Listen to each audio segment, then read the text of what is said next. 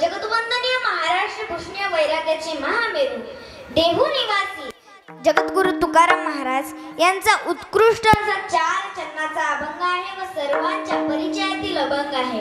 या अभंगाद्वारे तुकाराम महाराज मानवी जीवनाला स्वतःच हित जाग करून देणारा हा अभंग आजच्या सेवेकरता निवडलेला आहे। विठ्ठल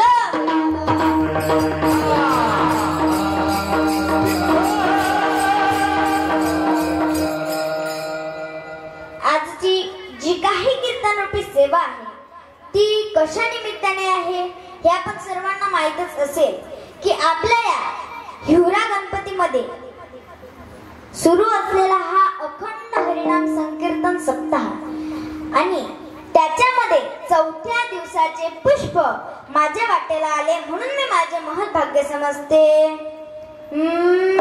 तुका म्हणे मज कडोत्याची सेवा पडी माझ्या दैवा पारणाई।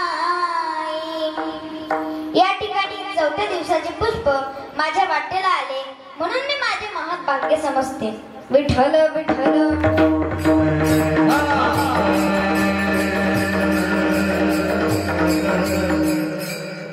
महाराज, आपण या ठिकाणी गेले कित्येक वर्ष झाले डीजे मुक्त करून आपण हा वारकरी संप्रदायाची पताका रोवलेली आहे। किती आनंद होतो। वारकरी संप्रदाय म्हटलं की सर्वांनाच आनंद होतो। या ठिकाणी सर्वच जण उपस्थित आहेत महाराज, पण आता तर तुम्ही महालक्ष्मीला काल जीव घालूच परेशान झाला असाल, तरी उपस्थिती आज जास्त दिसते। विठ्ठल विठ्ठल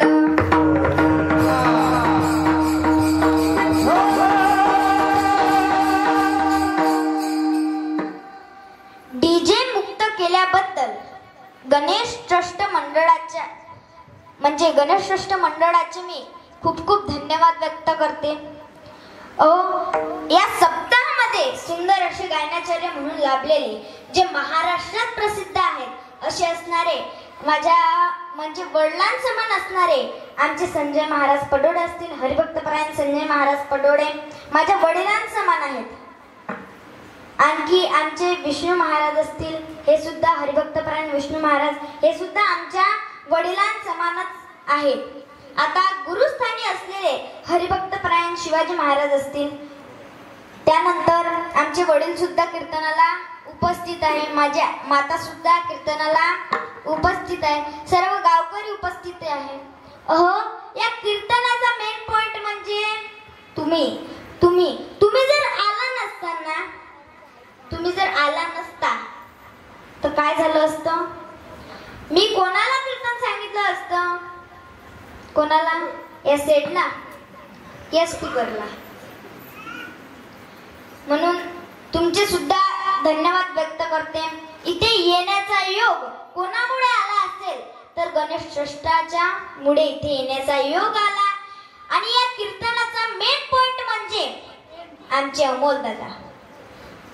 एकदा अमोल दादांसाठी जोरदार टाळ्या होईल।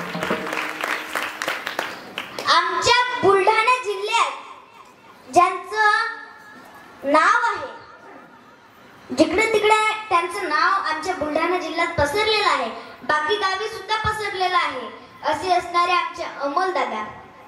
दादा, मी तुमची बहीण। कोण आहे? मी तुमची बहीण आहे, मी तुमची छोटी।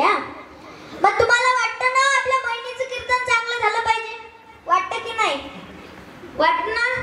मग तशी सेवा द्यायची सुद्धा तुम्ही। जसं तुम्हाला बहिणीचं कीर्तन चांगलं पाहिजे तशी सेवा सुद्धा तुम्ही तशीच द्यायची। विठ्ठल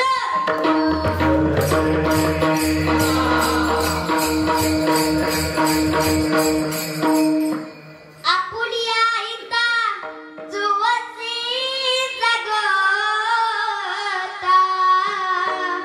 धन्य माता पिता तयाची।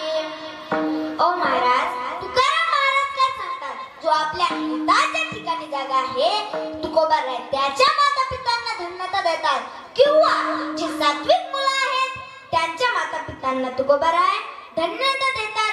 आपुलिया हिता जुवसी जगता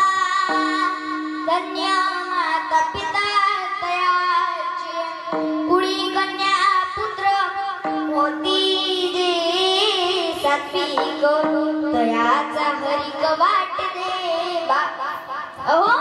तुकाराम महाराज सांगतात की या कुळामध्ये जे सात्विक कन्यापुत्र आहे, सात्विक कन्यापुत्र ओळखायचे कसे? गीता भागवत करीती श्रवण, अखंड चिंतन विठोबाचे.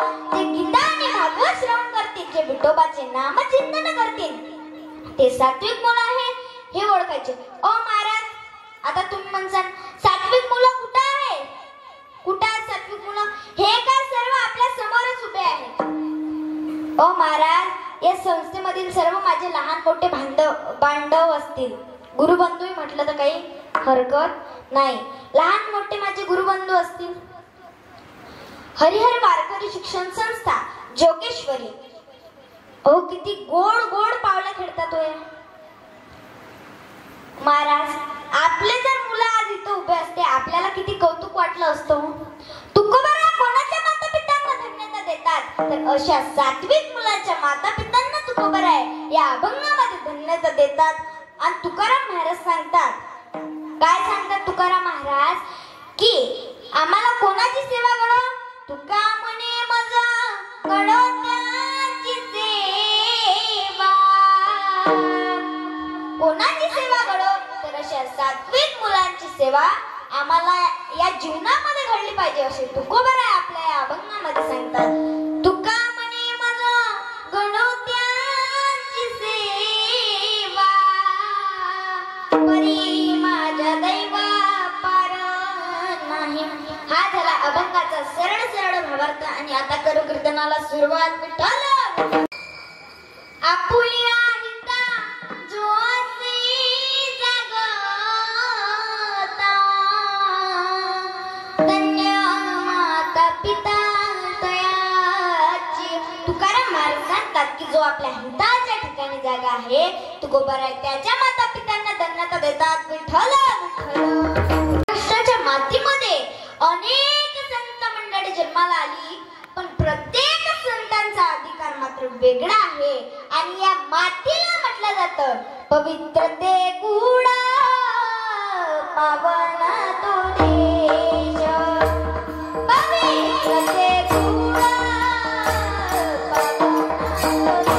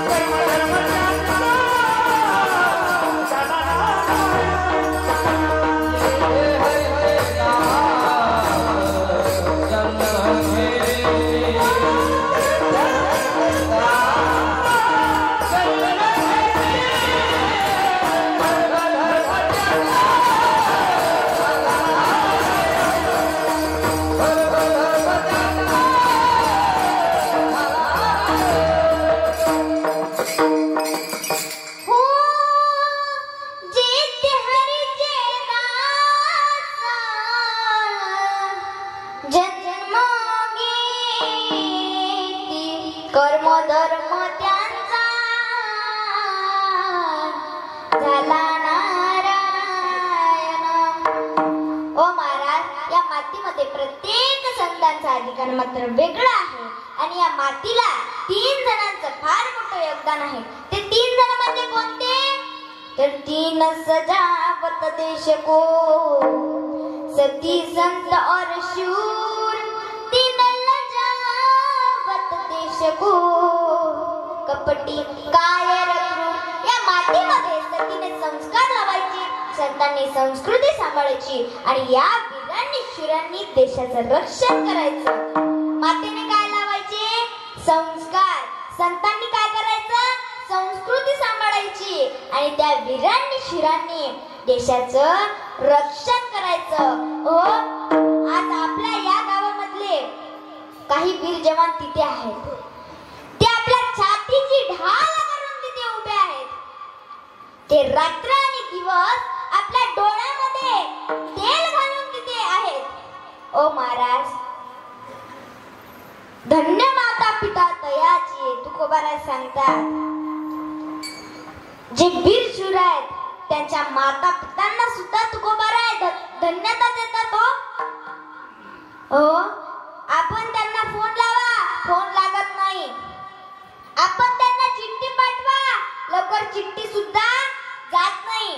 आपण त्यांना मेसेज करा, ते मेसेजचं उत्तर सुद्धा ते देत नाही. कारण त्यांना सगळा वेळ आपल्या देशाचं रक्षण करण्यासाठी लागत असतो.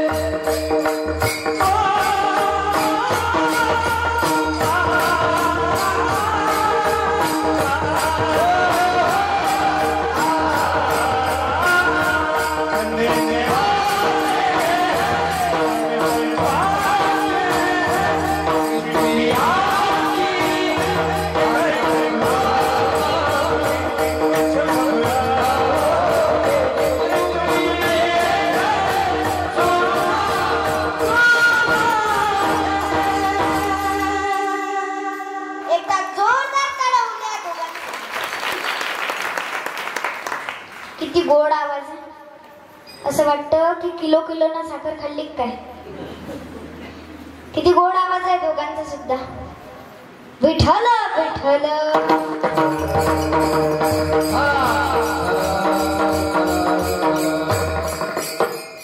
महाराज, किंवा या प्रसंगासाठी काय म्हणावं वाटतं. आता तुम्ही म्हणसान कोणता प्रसंग.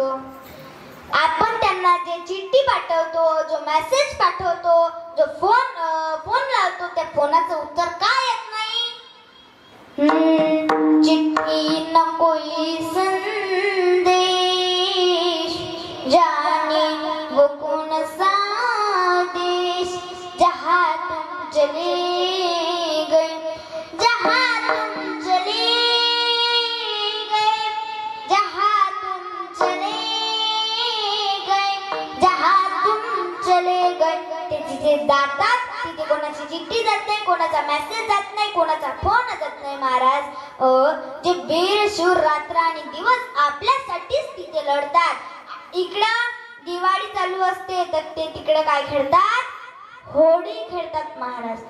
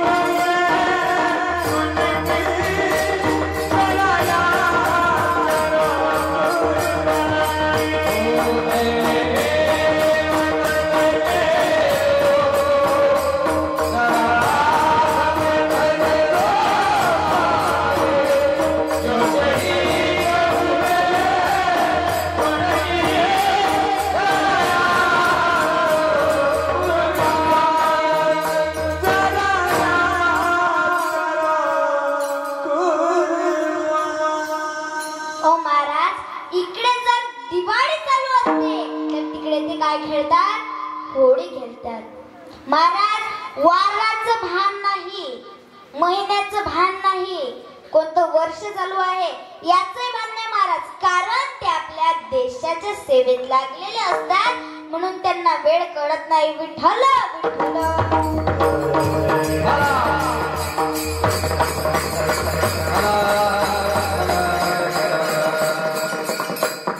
महाराज, आपल्या इथे कोणाचा सप्ताह चालू आहे? बोला.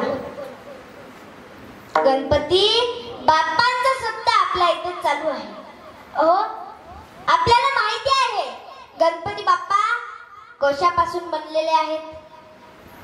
गणपती बाप्पा हे माता पार्वतीच्या मळापासून बनलेले आहेत. महाराज, आता 109 वर्ष झाले तुम्ही कीर्तन श्रवण करत आहात, गणपती बाप्पांचं चरित्र ऐकत आहात, पण माझा तेवढा अधिकार नाही, माझा तेवढा अधिकार सुद्धा नाही हे तुम्हाला सांगायला. कारण की कित्येक मोठे मोठे मंडळी, कीर्तनकार मंडळी, त्यांनी सुद्धा तुम्हाला सांगितलंच असेल. पण आता गणपती बाप्पांचा दरबार आहे आणि गणपती बाप्पांच्या दरबारामध्ये गणपती बाप्पांचं जर सांगितलं नाही तर त्यांना कसं वाटलं? पण तसा त्यांना राग येत नाही, पण त्यांना कसं वाटेल? वाईट वाटेल. तर म्हणून आपण त्यांचं थोडं श्रवण करू. काय श्रवण करू? तर नामचिंतन श्रवण करू. विठ्ठल विठ्ठल.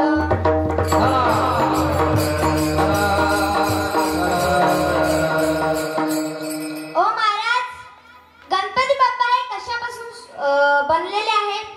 आता कोणी म्हणणार उठण्यापासून बनलेले आहेत, कोणी म्हणणार मळापासून बनलेले आहेत. पण आता ऐकू आपण.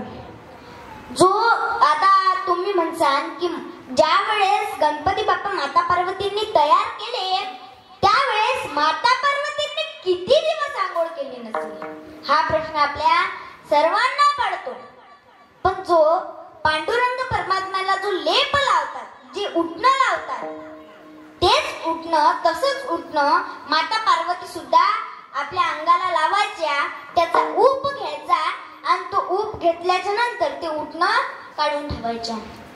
त्यालाच गणपती बाप्पांचा आकार दिला, त्याच्यामध्ये प्राण ओतले, मुलगा जिवंत झालं.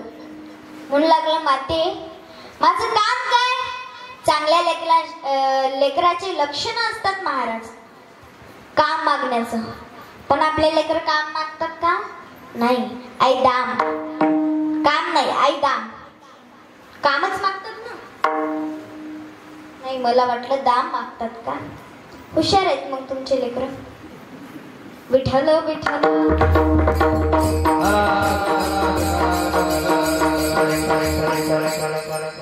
महाराज, गणपती बाप्पा म्हणू लागले, माते माझं काम काय? त्यावेळेस माता पार्वतींनी सांगितलं, बाळा, अरे मी स्नान करत असताना कोणालाच आत येऊ द्यायचं नाही. त्यावेळेस गणपती बाप्पा म्हणाले, माते, मी हे काम करत असताना एखाद्याला अडवलं आणि त्याने विचारलं की तू मला अडवणारा कोण?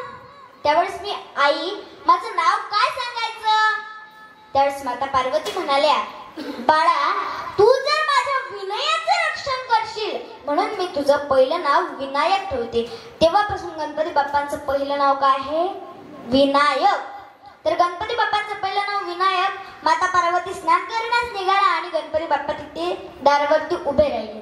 तेवढ्यात भोलेनाथजी आले. भोलेनाथजी म्हणू लागले, मला आत जाऊ दे. गणपती बाप्पांनी काही ऐकलंच नाही. गणपती बाप्पा नाही म्हणू लागले, तुम्ही आत जाऊ नका, मी मातेची आज्ञा घेतलेली आहे म्हणून मी तुम्हाला आत जाऊ देणार नाही. तेव्हा भोलेनाथांना खूप राग आला, क्रोध आला आणि त्यावेळेस भोलेनाथांनी काय केलं? आपल्या त्रिशूळाने गणपती बाप्पांवर वार केला. गणपती बाप्पांचं हे मस्तक छाटला गेला महाराज. गणपती बाप्पा जोरात किरकांडी मारली आणि गणपती बाप्पा हे खाली पडले.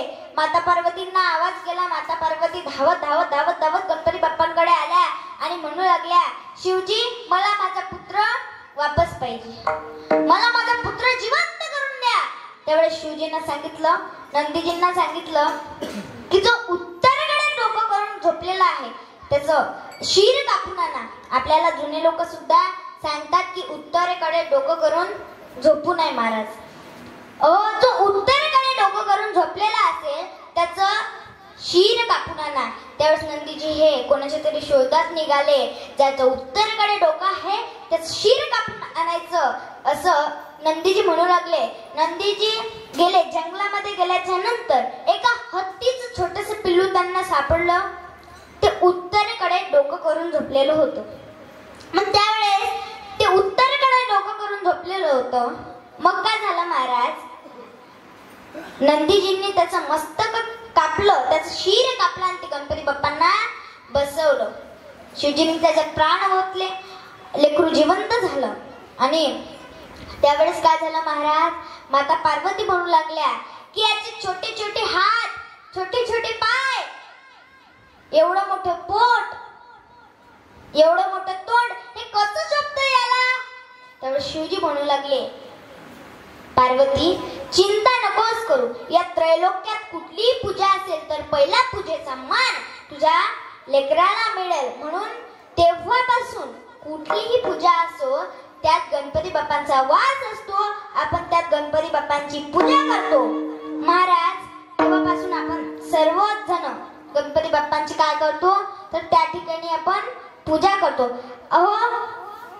आता गणपती बाप्पा समजा जर त्या ठिकाणी मंदिरात असते तर कोण म्हणेल याला देव? छोटे छोटे हात, छोटे छोटे पाय, एवढं मोठं पोट, एवढं मोठं तोंड, कोण म्हणेल याला देव? जर महाराज माणूस जर दिसायला सुंदर नसला ना तर कोणीच किंमत देत नाही. एखाद्याच्या लग्नात गेल्या, फार नटून ठटून गेल्या आणि तिथे तुम्हाला कोणी विचारलंच नाही की तुम्ही केवढ्याचे आहे, तुम्हाला तिथला भारीतला बासमती तरी प्या वाटेल का? नाही प्या वाटेल. महाराज, तसेच गणपती बाप्पांचं सुद्धा झालं होतं. पण शिवजींनी सांगितलं त्रैलोक्यात कुठलीही पूजा असली की पहिला मान तुझ्या लेकराला मिळेल. मग तेव्हापासून कुठलीही पूजा असली की त्याच्यात गणपती बाप्पांचा वास असतो. आपण त्या ठिकाणी गणपती बाप्पांची पूजा करतो. तुकाराम महाराज म्हणतात की असेच कन्यापुत्र आपल्या पोटी जन्माला यावे आणि त्यांच्या माता पितांना तुकोबाला धन्यता देतात ते अभंगाच्या प्रपंचांना.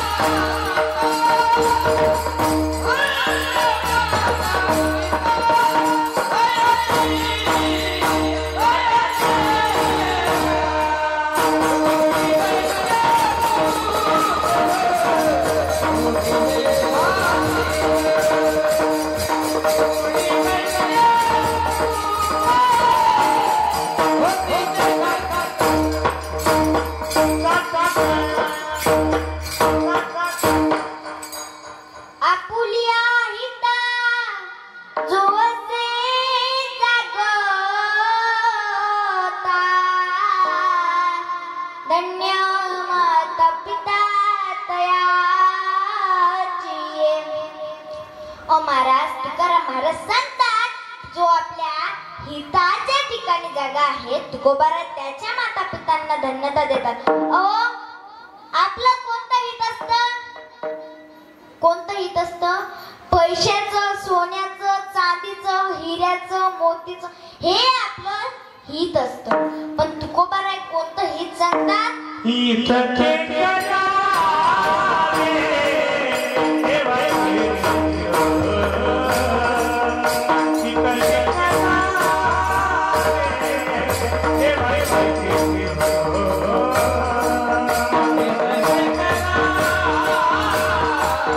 आपल्या पोटी असे कन्यापुत्र जन्माला आले पाहिजे. असे सात्विक कन्यापुत्र जेव्हा आपल्या पोटी जन्माला येतील त्यावेळेस त्यांना धन्यता मिळेल, त्यांच्या माता पित्यांना धन्यता मिळेल आणि त्यांचा हरीक लोकांनाच नाही तर जगाच्या मालकाला सुद्धा वाटेल. कसे कन्यापुत्र? निवृत्ती, ज्ञानदेव, सोपान, मुक्ताबाई अशा कन्यापुत्रा. माझ्या चिमुरडी मुक्ताई, माझी छोटीशी. एक वेळचा प्रसंग महाराज. दिवाळी जवळ येत होती. दिवाळीच्या काही दिवसा अगोदर लोकांनी माझ्या मुक्ताईला, निवृत्तींना, सोपान काकांना, ज्ञानदेवांना मारलं आणि सिद्ध बेटावर राहण्यास पाठवलं. सिद्ध बेटावर राहण्यास कोण आलं? तर निवृत्ती, ज्ञानदेव, सोपान, मुक्ताबाई हे चारही भावंडे सिद्ध बेटावर राहण्यास सुरुवात केली. तिथे ज्ञानोबा माऊलींनी सर्व झाडलं. तिथे एक छोटस असं टॅम्प लावलं, त्याच्यात राहायला सुरुवात केली महाराज. तिथे राहत असताना त्यांनी तिथे काही फुलाची झाडे सुद्धा लावली. काही दिवसांनी दिवाळी जवळ होती आणि माझ्या मुक्ताईंनी विचार केला की आता दिवाळी जवळ येत आहे, माझ्या ज्ञानोबासाठी काय करावं? मांडे करावे. म्हणून त्या खापर आणण्यास आळंदीला आल्या. आळंदीला गेल्या, कुंभारवाड्यात गेल्या. कुंभारवाड्यात गेल्याच्या नंतर कुंभारीण काकूच्या घरी आल्या. कुंभारीण काकूंना आवाज दिला, कुंभारीण काकू, ओ कुंभारीण काकू. कुंभारीण काकू बाहेर आल्या. खूप दिवसांनी मुक्ताईला बघितलं होतं, पण मुक्ताईजवळ धावत धावत धावत धावत गेल्या आणि मिठी मारली महाराज. मिठी मारली आणि म्हणू लागल्या, मुक्ता, अगं किती दिवस झाले मला दिसलीच नाही. त्यावेळेस माझ्या मुक्तांनी सांगावं, काकू, हे लोक काकू आम्हाला जगू देत नाही. आमच्या जेवणामध्ये शेण टाकतात, आमच्या अंगावर शेण टाकतात, गोटे टाकतात, माती टाकतात. म्हणून आम्ही हे आता आळंदी आम्ही सोडून दिलेले आहे काकू. आता आम्ही सिद्ध बेटावर राहत असतो. पण महाराज त्यावेळेस कुंभारी काकू म्हणू लागल्या, हा बोल ना मुक्ता, काय काम होतं? त्यावेळेस माझ्या मुक्तांनी सांगितलं, काकू, उद्याची दिवाळी येत आहे म्हणून मी विचार केला की माझ्या ज्ञानोदादासाठी काहीतरी करावं, म्हणजे मांडे करावे म्हणून मी खापर आणण्यास आले. काकू, जर थोडं खापर असेल तर मला देता का? खापर द्या काकू. त्यावेळेस कुंभारी काकू म्हणाल्या, हो मुक्ता, 2 मिनिट थांब, मी घरामध्ये खापर असेल तर देते. त्यावेळेस कुंभारी काकू घरात गेल्या. तिकडून विसोबा काका आले. विसोबा काकांना माझी चिमुरडी मुक्ताई दिसली. आवाज दिला, मुक्ते, ए मुक्ते, कशाला आली आळंदीला? माझ्या मुक्ताईंनी सांगितलं, काका, उद्याची दिवाळी येत आहे म्हणून मी विचार केला माझ्या ज्ञानोदादाला मांडे करावे, त्यासाठीच खापर आणण्यास आले. कुंभारी काकू बाहेर आल्या. कुंभारी काकूच्या हातात खापर होतं महाराज. विसोबा काकांच्या हाती बेत होता. बेत उचलला आणि चपकन वार केला महाराज खापरावर. खापर तुटून तुटून पडलं खाली. खापर तर फोडलं. माझ्या चिमुरड्या मुक्ताईचे केस धरले महाराज. गरा गरा गरा गरा फिरवलं माझ्या मुक्ताईला. छोटीशी चिमुरडी ती मुक्ताई आकांत करून रडू लागली महाराज. 2-3 तापडा दिल्या. चिमुरडी छोटीशी मुक्ताई गरा गरा गरा गरा फिरवलं माझ्या मुक्ताईला आणि असं दाळ दिशेने फेकलं महाराज. चिमुरडी छोटीशी मुक्ताई आकांत करून रडू लागली.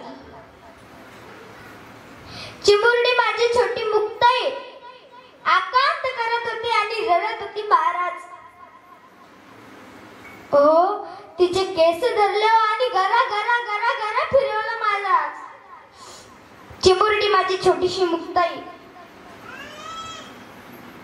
चिमुरडी छोटीशी मुक्ताई आकांत करून रडू लागली आणि रडता रडता सिद्धपेठावर आली महाराज.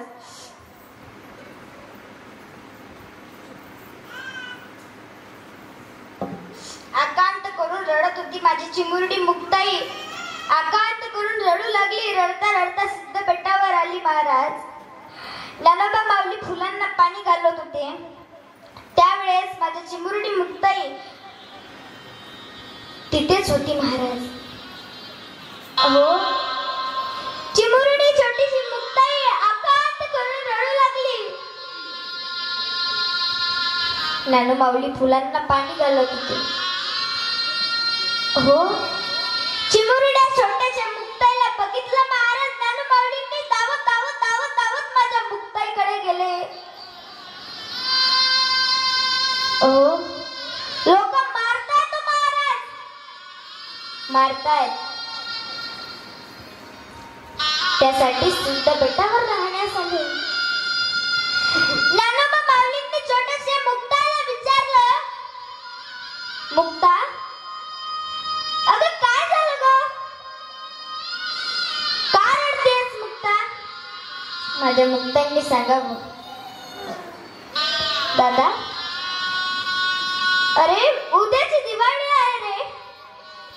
मी विचार केला की तुझ्यासाठी मांडे करावे म्हणून खापर आणण्यास आळंदीला गेले. कुंभारवाड्यात गेल्याच्या नंतर कुंभारीण काकूंना सांगितलं, दादा, कुंभारीण काकू खापर द्या. बाहेर उभे राहिले दादा. तेवढ्यातच विसोबा काका आले. म्हणू लागला, संन्यासाच्या मुलांना इतके चोचलं कशाला? अरे दादा, माझी वेणी धरली रे आणि गरा गरा गरा गरा फिरवलं रे दादा मला. 2-3 तापडा घेऊन दिला रे दादा मला. चिमुरडी माझी मुक्ताई रडत रडत ज्ञानोबा माऊलींना सांगू लागली, दादा, अरे त्या विसोबा काकांनी माझी वेणी धरली, गरा गरा गरा गरा फिरवलं दादा आणि 2-3 चापडा ठेवून दिल्या दादा. पण त्यावेळेस ज्ञानोबा माऊलींनी सांगितलं, मुक्ता, रडू नकोस ग, रडू नकोस. उंडा भिजव. उंडा भिजवला महाराज. इतका ज्ञानोबा माऊलींना क्रोध आलेला होता, इतका राग आलेला होता. सांगितलं, उंडा भिजव, मांडे कर. मांडे केले महाराज. खूप राग आलेला होता म्हणून पुढे हात टेकवले, मागे गुडघे टेकवले महाराज. आणि तो अंगामधला अग्नी प्रज्वलित केला महाराज. ओ, अग्नी प्रज्वलित केला आणि मुक्ताला सांगितलं, मुक्ता, टाक आता माझ्या पाठीवरती मांडे. ओ, मांडे भाजले. कुठं? पाठीवरती मांडे भाजले आणि ज्ञानदेव चालिले मंद मंद पाऊले.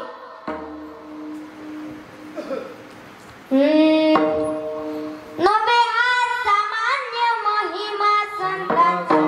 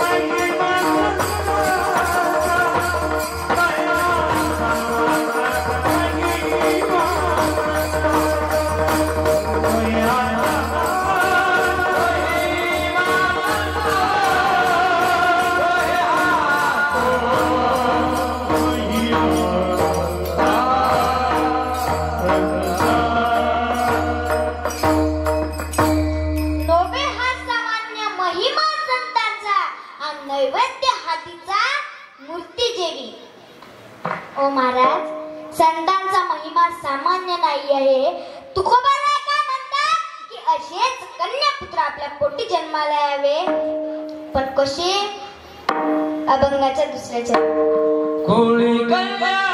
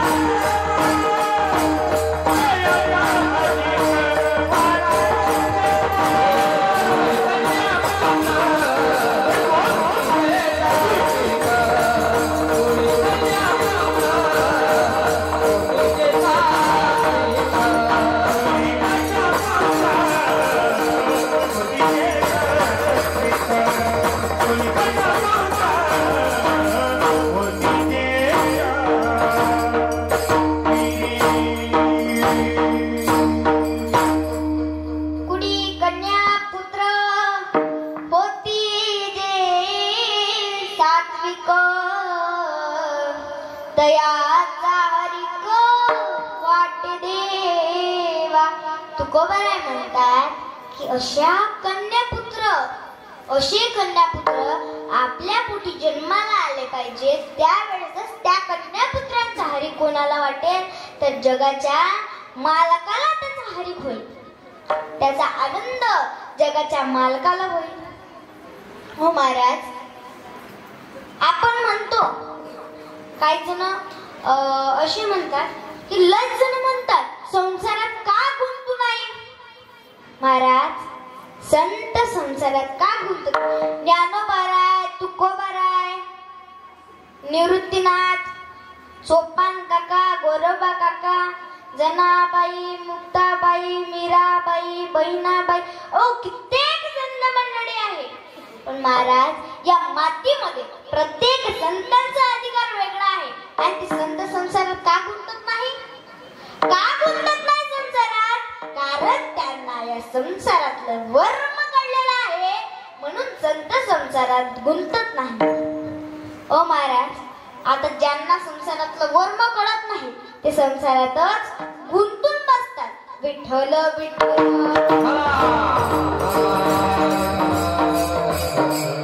यावर बघा, एक तुम्हाला दृष्टांत सांगते. आता संसारातलं वर्म कसं. एका मुलीचं नवीन नवीन लग्न झालं. लग्न झाल्यानंतर काही दिवसांनी ती माहेरी गेली. ती माहेरी गेल्याच्या नंतर त्या दिवशी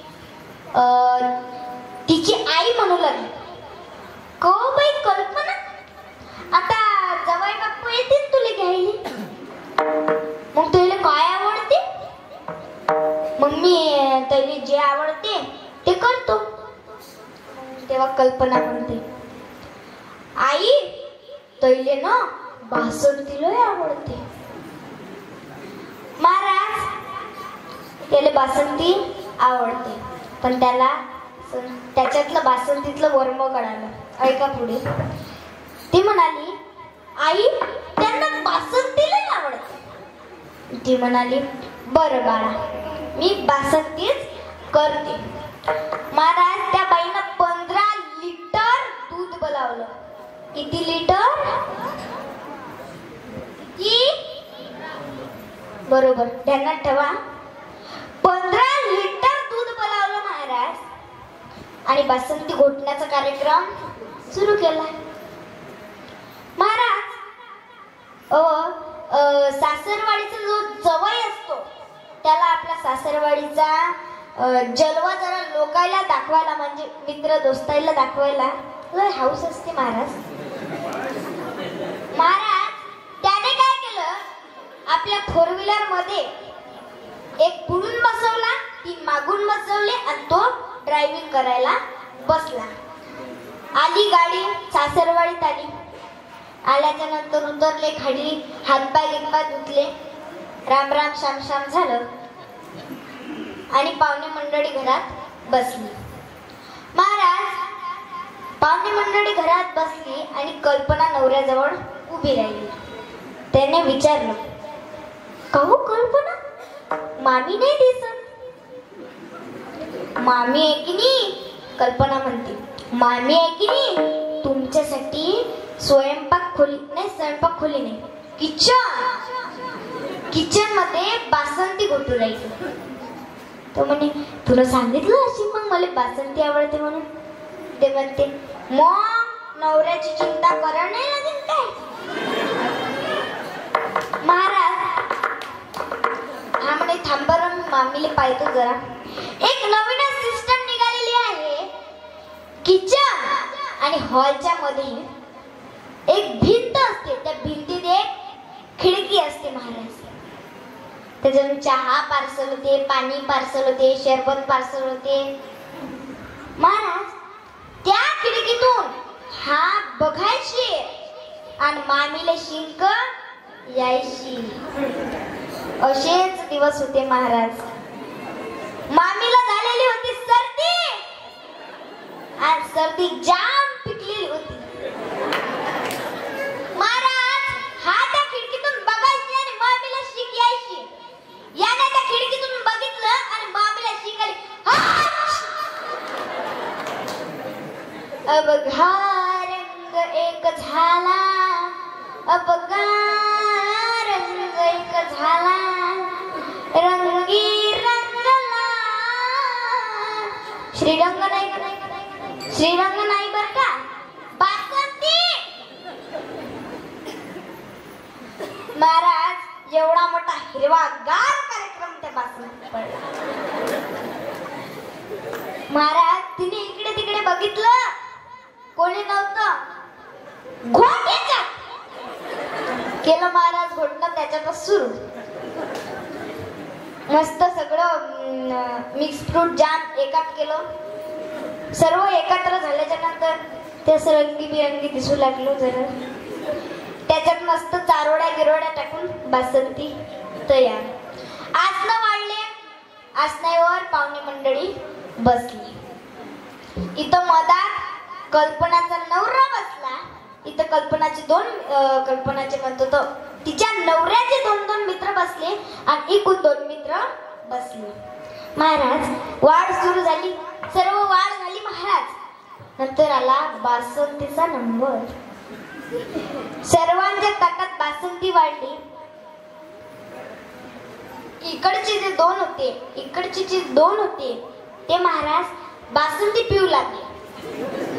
का बरं पेत असतील ते? मस्त गोड खारट लागत होतं ना ते, म्हणून महाराज ते बासंती पेतच होते. महाराज पण याच्या जवळ जे 2 बसलेले होते त्यांनी बासंती पिली की हा त्यांना बोट टोचायचा. हा त्याला बोट टोचायचा, म्हणायचं पिऊ नको, अरे पिऊ नको. महाराज यानं बोट टोचली आणि त्यांना खुंबे मारली. तो म्हणू लागला, अरे सासरवाडीला आणलं, जरा बासंती तर पिऊ दे. हा वापस करायचा. अरे पिऊ नको. महाराज त्यांनी बासंती म्हणजे जे त्याच्यात दुसरीकडून बसलेले होते ते पेताना यांनी दोघांनी बघितले. मग ते म्हणाले की हे पेताना आम्हाला कशाला थांबू राहिला हा. त्याने महाराज कार्यक्रम सुरू केला. कल्पनाची आई म्हणजे ती मामी आणि कल्पना तिथे उभे होते. त्यावेळेस कल्पनाची आई म्हणाली, "काऊ बाई कल्पना, जवळ बापू बासंती कोण नेते?" ते म्हणते, "आई आता अधिक महिना झाला ना, आपण त्याच्यात काहीच नाही केलं." ते म्हणे, "हो माय, म्हणून त्यांना राग भरले असतील म्हणून काही पेत नसते." मामीच्या हातात महाराज एक बांगडी सोन्याची होती. म्हणजे दोन्ही बांगड्या सोन्याच्या होत्या, पण एक बांगडी 50 ग्रॅमची. किती ग्रॅमची? 50 ग्रॅमची. 50 महाराज दोन्ही 100 ग्रॅमच्या बांगड्या भरल्या. महाराज त्या 100 ग्रॅमच्या बांगड्या घेतल्या. एक बांगडी 50 ग्रॅमची. त्या जवळ बापू जवळ गेली. म्हणे, "जवळ बापू, आता अधिक महिना झाला, त्याच्यात आम्ही तुम्हाला काहीच नाही केलं, पण जाऊ द्या, तुम्ही काही इतका राग नका करू. हे पा, एक बांगडी 50 ग्रॅमची आहे." महाराज म्हणजे जवळ बापू, "हे पा, तुमच्या ताटाले वडगण लावतो." तिनं त्याच्या ताटाले वडगण लावलं. म्हणते, "जवळ बापू, हे आता तरी बासंती प्या." तो म्हणते, "मामी, तुम्ही तर 100 ग्रॅमच्या बांगड्या मला देऊ राहिल्या. तुम्ही जर पुरी तिजोरी आणली ना इथं तरी बासंती पेत नाही." मग साला आला महाराज. साला म्हणते, "रावसाहेब, प्यानं बासंती प्यानं. माझ्याजवळ 60 एकर जमीन आहे. 20 एकर मोठ्या बहिणीच्या नावानं, 20 एकर लायना बहिणीच्या नावानं, आणि जे 20 एकर माझ्या नावावर उरील की नाही ते तुमच्या नावावर करतो. पण रावसाहेब बासंती प्या." तर म्हणते, "येडे, तुला जर पुरी जमीन बी माझ्या नावावर केली की नाही तरी बासंती पेत नाही."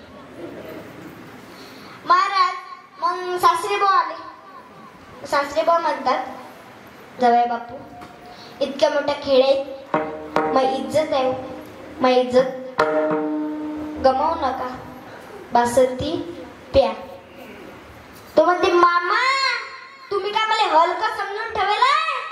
अशी तशी नाही पेत बासंती." महाराज सासरवाडीत सर्वात प्रिय गोष्ट कोणती? पुरुष मंडळ. सांगा मामा, सांगा ना. तिकडे मागे बसलेली मंडळी सांगा, सांगा ना. साली. मग महाराज साली आली. साली पहिल्या काळात मस्त रावसाहेब म्हणायचे, कोणी पावलोबा म्हणायचं. महाराज आता नवीन पताका निघाली. कोणती? जिजू. ती आली. म्हणते, "जिजू, जिजू, तुम्हाला आपल्या प्रेमाची शपथ जिजू, 2 घोट बासंती प्या." तो म्हणते, "प्रेम झालं राखा, पण तू गड्ड्या." महाराज तिने डोळ्याला पदर लावला आणि घरात चालली गेली. आता कोण उरलं? हा, नाही, सासू झाली ना. कोण कोण? कल्पना. ती बायकोच होती त्याची. ती कल्पना उरली. कल्पना आली ना. कल्पना पदर खोसून म्हणते, "काय लावलं हे?" माय म्हणते बासंती पे, माय भाऊ म्हणते बासंती पे, माय बाप म्हणते बासंती पे. ते सुरक्षेला आली, डोळ्याला पदर लावून चालली गेली. ते म्हणते बासंती पे. बासंती महाराज गरम झालेली होती जरा, पण त्यावेळेस काय महाराज त्यांना सांगितलं, कल्पना ऐकणं मी तुझं हमेशा ऐकतो की नाही, हर बारीनं ऐकतो की नाही तुझं, मग आजच्या दिवस जाऊ दे ना, आजच्या दिवस जाऊ दे ना कल्पना. नाही महाराज, ते कल्पना होती, कल्पना बेबासंगी. महाराज तुम्ही महिला मंडळ तुम्ही एक चूक करता बरं का. त्या तुमच्या नवऱ्याला तुम्ही काय करता, सात्विक मुलं हे कशावरनं ओळखायचे. सात्विक मुलं कोणते, आपल्या अभंगाकडे वळलेला आहे बरं आपण. सात्विक मुलं कशावरनं ओळखायचे, तर हे सर्व माझे लहान मोठे बांधव हे कोण आहेत, सात्विक मुलं आहेत. असेच सात्विक मुलं तुकाराम महाराज आपल्या पोटी जन्माला यावे असं सांगतात. अहो महाराज तुकाराम महाराज सांगतात, गीता भागवत करीती श्रवण अखंड चिंतन विठोबाचे. तुकाराम महाराज सांगतात की अखंड चिंतन विठोबाचे तुम्ही श्रवण करा. आपण सुद्धा या ठिकाणी विठोबाचे नामचिंतन श्रवण करू.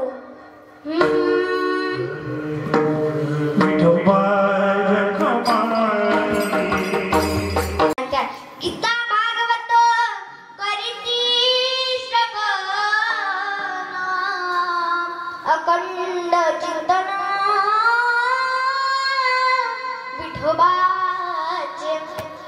विठोबाचे अखंड विठोबाचे नामचिंतन श्रवण करा असे तुकोबारे सांगतात. आणि सात्विक मुलं हे कशावरनं ओळखायचे, तर अभंगाच्या 3ऱ्या चरणात गीता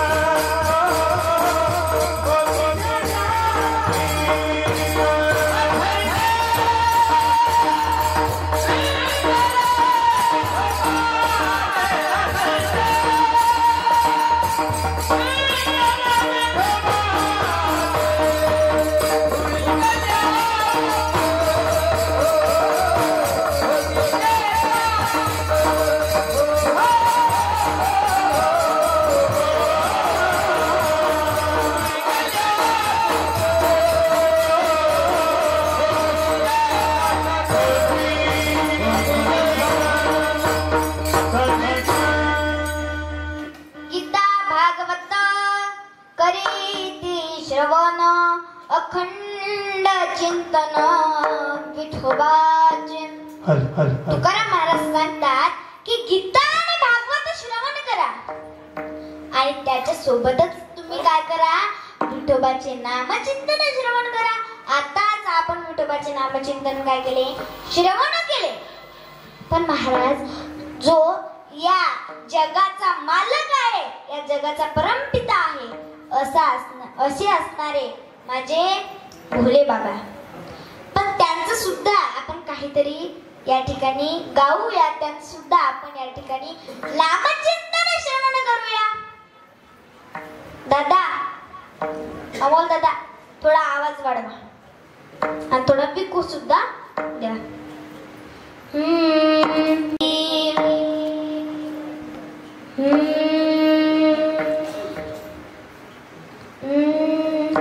दीवाना तेरा